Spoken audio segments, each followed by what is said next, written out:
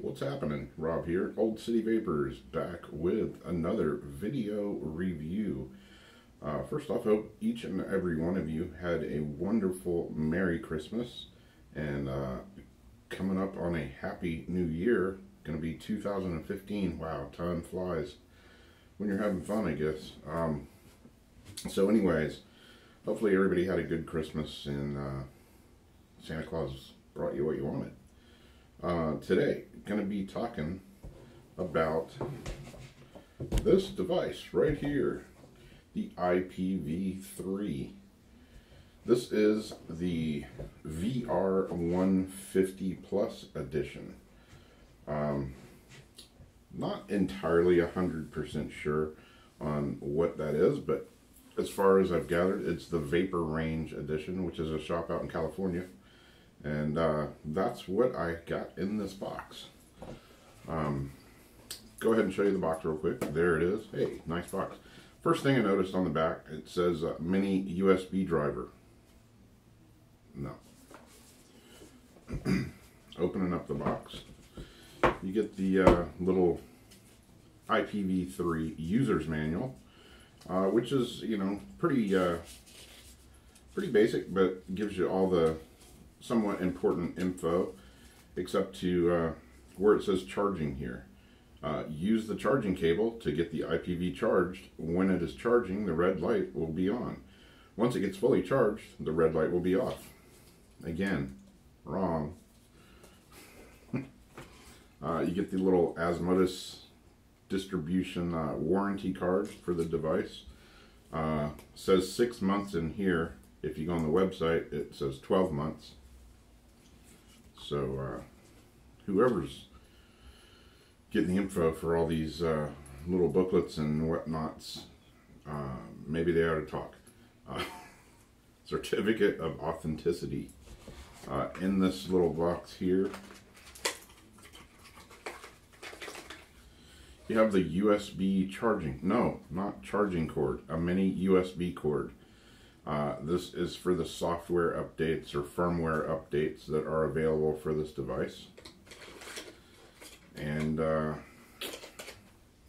you have the little blue screwdriver, the famous little blue screwdriver, which is a hex head driver. A couple of little extra screws in there as well. So now that the box is out of the way and what comes in it, okay, now we will move on to the device,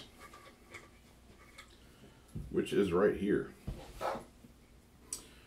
There you can see the VR150 Plus printed on the side there. VR150 Plus, what is that? It's an iPV3. Supposedly, from what I gathered, this is the Vapor Range edition of the iPV3. Vapor Range is a store out in California that has quite a few of these and other Pioneer for You products, as well as tons of other stuff. Not 100% sure on that, but they do have it on there, and I looked at the description, and you know, it says another Vapor Range product release, blah blah blah blah blah. Doesn't say that on the box, however. That is what was in this box, and when we purchased it, that was the description on it. So anyways, supposedly just like one of the newest versions of the iPV3. On the top, you can see the 510 connection there, and also the sensor, which is disabled. It's still there, but it's completely disabled. The 510 connector, the connection pin there is a spring-loaded 510, so everything that you put on will sit nice and flush. Makes contact, you can feel it. Screws down nice and flush there, along with my camera that doesn't really want to focus anything at all. I'm going to beat it with a bat, throw it out in the woods. But yeah, everything I've put on here has made perfect contact. Sits nice and flush, whether it be a tugboat, my Atlantis tank, the Fogger, or any of my other Cardo tanks, the Doge. Everything that I've tried on here has worked fine and made good contact. So let's take a vape.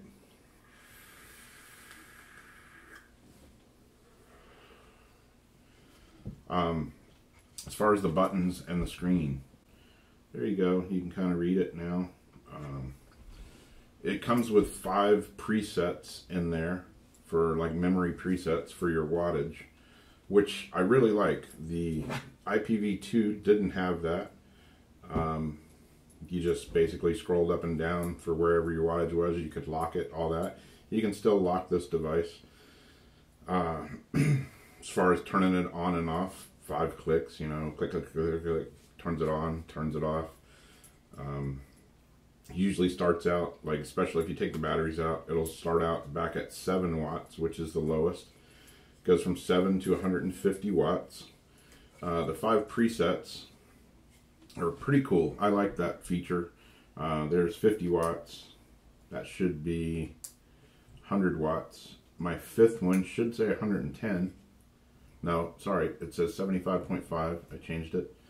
It was set, originally this came set at 10, 30, 50, 100, and 150.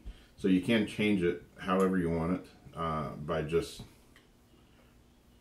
holding the bottom button, changing the wattage. Let's go ahead and change it back to 150 and see if this actually works like it's supposed to.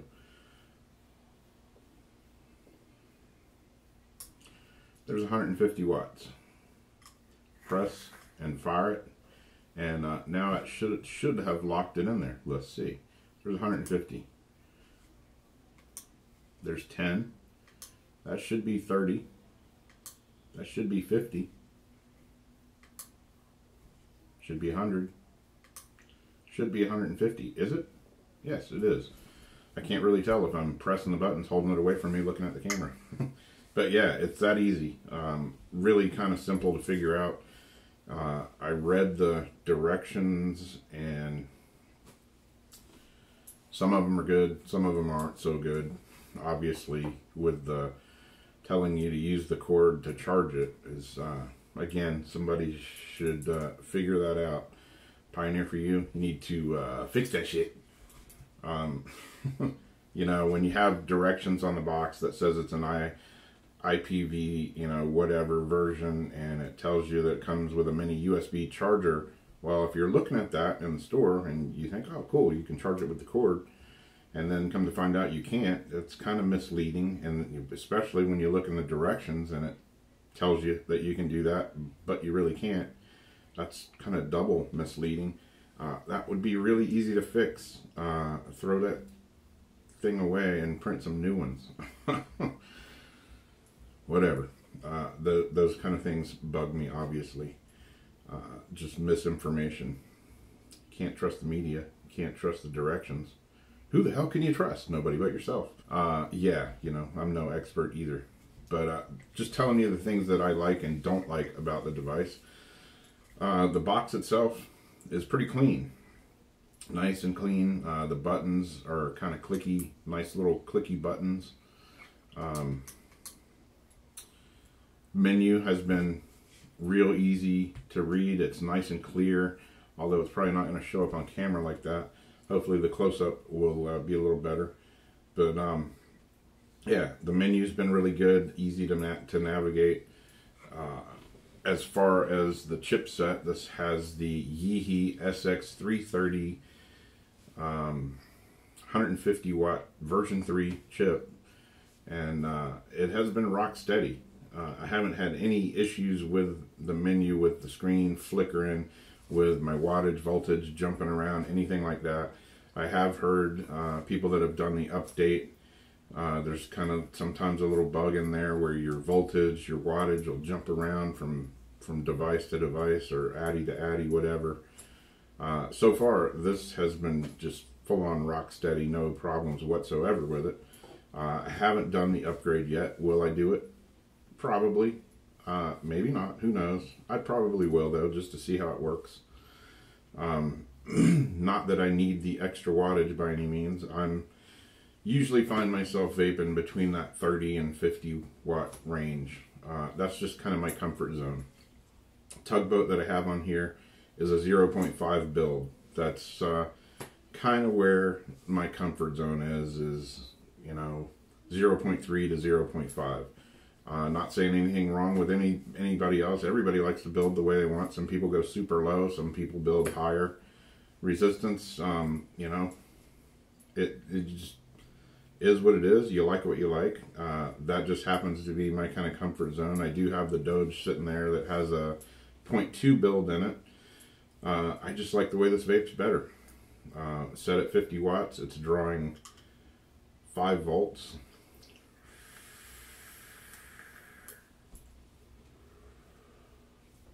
And vape's really, really good, man. Tastes good. Shitloads of vapor, and it just works good for me. I've been using this a good, well, since yesterday morning.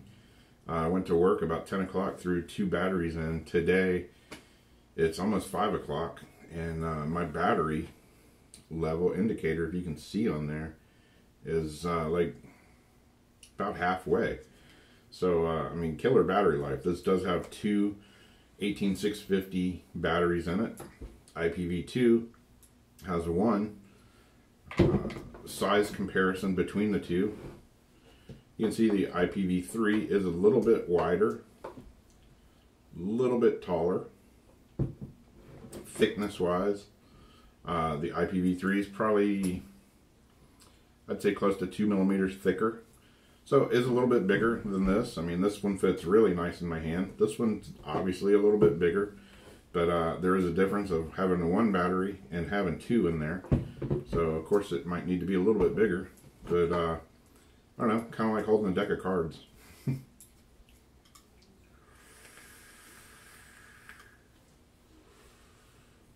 So let's take it apart. The first thing I noticed when I pulled this out of the box and out of the little cellophane wrapper it was in was those hex head screws. They're still there. I freaking hate those. Little hex head driver. I know I'm going to lose it. And I'm going to need to change the batteries. I'll be in a hurry one morning. I'll need to change the batteries, and I have lost that somewhere. I'll be out in the garage digging through the toolbox looking for the correct size hex head to change these damn things with, and won't be able to find it, and I'll end up taking something else. So upon closer inspection, I looked at the other 2 screws that were included, and I don't know if you can see them. There you go. It actually focused like it's supposed to. They did include Phillips head screws. Thank you. You know, Phillips head screws are, in my opinion, are just better than the hex head things. You know, I know it's cool to be a little different, but it's also a pain in the ass sometimes, because I've got tons of these things laying around. 1, 2, 3, tons of Phillips head screwdrivers laying around. I don't really have any hex heads here, well, except for the little blue one. I showed in my other videos magnets. Put them in this. My Hannah mod magnets. Put them in that. Real easy to do, and for me, just is a whole hell of a lot easier.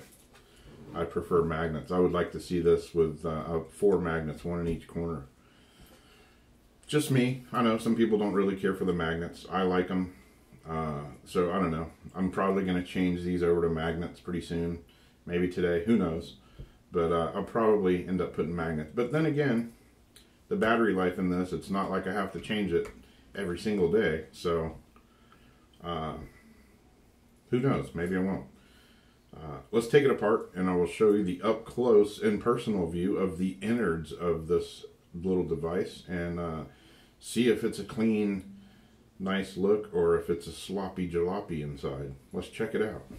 A few other things that I will add real quick. This does have reverse polarity protection, so put your batteries in backwards, it's not going to fire.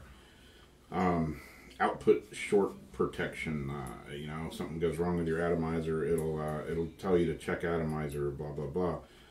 Low resistance ohm protection. Anything too low is not going to fire. Battery low voltage protection, and it also has an overheat protection. Haven't got it hot enough to check that out, and hopefully I won't. Again, 7 to 150 watts, 1 to 7 volts. As far as Addy's firing on it, it'll fire from 0.1 to 3.0. With the upgrade, it does raise it up to 165 watts, and you can fire something, I believe, as low as 0.08. So there you go. Let's take a look at the insides.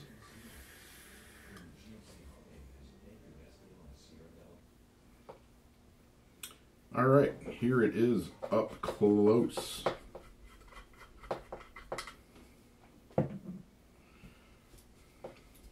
You can see that carbon graphite thing. Is it real carbon graphite?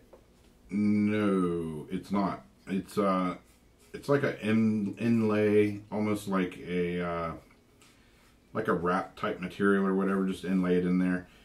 It says, you know, if you look at the description on the VR150 Plus, it says now with carbon graphite to help reduce the heat that the Addy generates, and that is a tall tale. Anyway, I don't really think that's gonna reduce the heat. It might, who knows, I don't know. But anyway, it looks pretty cool. This side is really clean. This side, if you notice, don't know if you can see it on the camera. Actually, it's this side. Dirt. Right down here, there's a little bubble, a couple of little bubbles under there, and it's a little kind of janky on the corner right here. I need to trim it with an X-Acto knife or something, press those bubbles out and put it back down. But overall, it's pretty clean. The buttons and the screen, everything is pretty easy to read if the camera would focus, which it doesn't want to. But nice buttons. There is where the charging port. Come on, camera, you fucking piece of creepola. It's just not going to focus, is it? I swear to God, I'm going to take this camera and throw it out in the frickin' woods. Okay, there you go. Now you can see the little charging port that has a plug in it and is plugged up. You can see, as far as the seams go, they sit pretty flush. No gaps or any of that nonsense on there.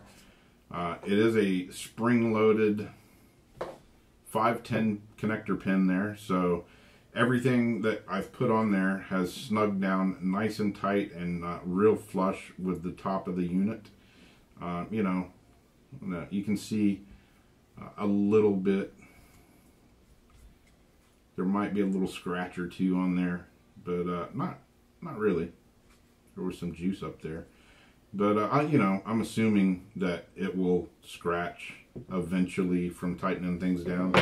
You know, if you look on the iPV2, of course, this is the darker one, but you can see on that one, you know, from tightening things down, you do have that little ring there, which, you know, when you put something on, you don't see it anyways. But my iPV2 is pretty much beat to hell. I mean, you can see the scratches, especially on the bottom. I bought this used from a friend of mine, and it had been dropped a couple times. Got a nice little doink on the corner there. But hey, it still works absolutely perfectly. So let's pop the top on this thing and see what is on the interior. This is the part I hate, the screws. So there is the inside. The box top cover, case cover, whatever you want to call it. You can see it's a pretty thin little case. The inside is polished almost. You can see my computer screen, and there's my camera right there. That's the one that doesn't want to focus when I want it to. Friggin' ice hole. Anyway, the top cover. Inside the unit itself, in the battery carriage or compartment, pretty clean, you know, overall pretty clean. You do still have those places right in there and over here that have the silicone glue. A lot of people were freaking out saying, my box is melting, my box is melting, and it caused a big uproar. That is not anything melting. That is like a silicone glue. You know, you can feel it. You look on the website, they explain it. They show how they put that in with the battery connectors and everything to keep everything nice and snug. So nothing melting, no problems. Pop the batteries out, and there is even inside the battery compartment. Has the cool little ribbon there, you know, to help you pop the batteries out, just to make it a little easier. But overall, pretty clean. I'm not gonna take these 4 hex heads out because it does have the sticker on there that if you remove it, voids your warranty. So they don't want you tinkering there with the chipset or nothing like that. So I'm gonna leave it be for now. But overall, pretty clean job. The outside of the box is pretty clean as well.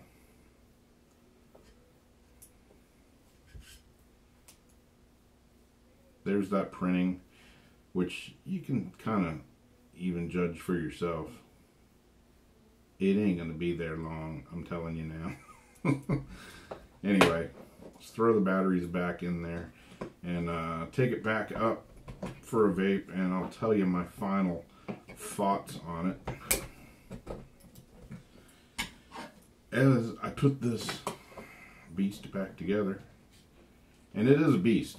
This is my first kind of high wattage box mod. You know, I used to think 20 watts was high, and then 30, and then 50, and then 75, 100, 120, 150, 165, 180, 200. Where's it going to stop? I don't know. Alright, so there was a quick look at the inside of this device, and overall, I think it's a pretty clean build in there. Could it be a little better? Sure, it could be a little better. I know the glue thing still freaks some people out, but you know, other than that, it's a pretty clean look on the inside of the box as well as the outside. For the price range that this device is in, I've seen them anywhere from 115 bucks to 150. When my wife purchased this, I believe she paid 130 for it. So there you go. Quick pros and cons. For me anyways. Cons: touch sensor device, still there, although it's disabled. You know, doesn't do anything, but it's still there. And the little plug on the side, even though that's a step in the right direction, it is still there. I'm hoping once Pioneer for You maybe starts getting low on these boxes, maybe they'll mill new ones that don't even have those 2 features there. Would just make a nice clean wrap right around there. Would look good. The screws, for me, is a con. I prefer magnets. Although on this device with the battery life, it's not as much of an issue. I don't have to change the batteries as frequently as like in the IPV2, which just has the 1 battery. So it's not that big a deal, but I would still prefer magnets in it. A charging port, which isn't a charging port, but if you look in the instructions and printed on the box, it says USB mini charger. You read the directions, it says use the cord to charge it. No, that really needs to be fixed. Anybody that doesn't really know about these devices, you know, and say got one for Christmas, or just went in a store, looked at something and picked one out. If somebody doesn't tell them about that, they're going to look at the box, read the directions, and they're going to think, well, what the hell's wrong? It doesn't charge, or it does something even worse than that and fries the board. Who knows what would happen? But they really need to fix that. Misinformation. It can't be that hard to remedy that situation. Put the proper friggin' directions with the proper device. Pioneer for You. Come on, get with the program. Other cons. You know, I mean, my little graphite inlay thing there has the little jaggedy edge on it. Not that big a deal, but you want to be a stickler about stuff, that could be a con. Pros. I like the looks of it. I like the buttons. I like the menu. Everything that I've put on here has read perfectly like it's supposed to be. No problem with my voltage, wattage, anything flickering screen, nothing. Been rock solid. Seems to be a pretty stable chipset in there. The 510 spring load connection works great. Everything I've put on there, from the tugboats to the Atlantis tank to the Doge to the Mephisto, the CLT, everything that I have, everything that I've put on here works fine and makes a nice flush connection there. No freakiness, no gaps or anything. Everything connects nicely. Size-wise, like I say, it is a little bit bigger than the previous IPV2. If you notice on this one, there is a little bit, just a hair of the tugboat that'll hang off one side of the edge there. This one being a little bit thicker, it doesn't have any overhang there. Pretty much flush on that side, and is inset just a little bit right there. So that's nice, you know, not a big thing, but I like it when, you know, stuff fits nice and flush and everything, which on this, everything that I have does fit pretty nicely. I don't know, battery life is a pro for me. Really good battery life so far. I'm sure if you're pushing 150 or 165 watts, you're obviously going to drain the batteries a little quicker. But me vaping in that 30 to, I'd say 25 to 50 range is usually where I'm at. The battery life has been great for 2 batteries. I've been really happy with the battery life. Another pro is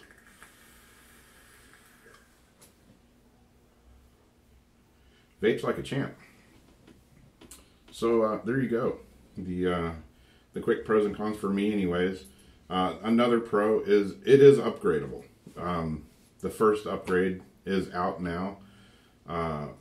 Being that it is upgradable, I would say that's a pro. You know, if there is any weirdness or whatever going on, you can always update to the newest firmware for the chipset. So I would consider that a plus, a pro, a plus. Another con would be that printing on the side. I think they could have done a little bit better job with that. You saw it in the close-up. It's going to come off. I know it is. I might be wrong, but if I was a betting man, I would say that thing's going to wear off pretty quickly. Speaking of logos wearing off, that tugboat, there's part of the logo. The other part of the tugboat there is pretty much gone. Even my drip tip logo is, it's like half on and half off. Love the tugboat, but they could have done a better job with the logos on there.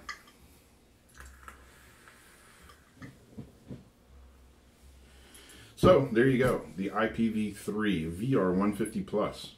Do I like it? Yeah, I've been real happy with it, and look forward to using it quite a bit, which I'm sure I will over the next several months.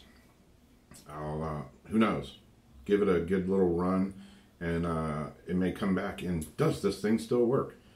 Round 2 of all that. That's what I think of it. I like it. I've been really happy with it. Glad to have it, and glad that my awesome wife purchased it for me. She's badass, what can I say?